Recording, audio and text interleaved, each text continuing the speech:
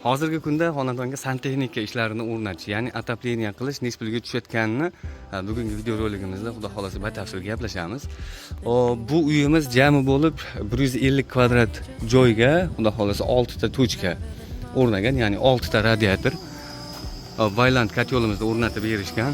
Bu gazda ishlaydigan, xudo xolasa mana o'sha tekshiruv ishlari ketyapti. 69 gradusga olib chiqqan mana gazni. Yonishni ko'ryapsizlar gazda.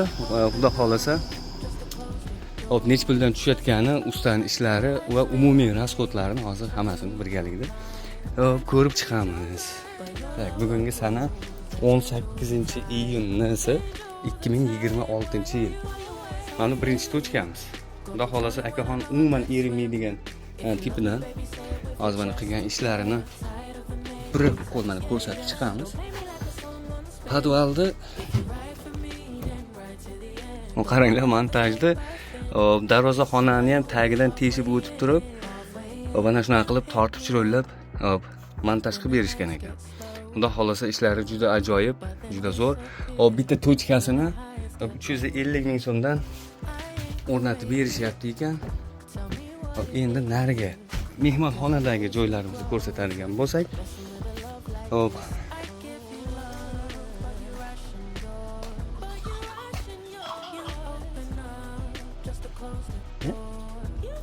nega deydi? Mana bu yerda ham romga ikkita tochka o'rnagan. Voy. O'sha issiqlik yetib kelgan, hozir yozda kunligiga ham issiqlik yetib kelgan. O'sha bu yerda mana hozir kun nihoyatda issiq, ichkarida turib bo'lmaydigan havo bo'lib ketgan. Mana montajlarini o'sha polni tagidan qilib nihoyatda chiroyli tarzda olib o'tib berishgan. Mana chiqqan joyi, montajlarini ko'ringlar. Juda yaxshi. Xudo xolasa cho'chimay aloqaga chiqsa bo'laveradigan joyi. Endi qanchaga tushganini aytadigan bo'lsak, qaranglar, shunda jami bo'lib 6 ta tochka bo'lgan, 7-tinchisi katyol bo'lgan. Nimaga shu tochkasiga alohida urg'u beryapmiz? Tochkani 350 mingdan qilishyapti hozirgi kunda usta haqqi.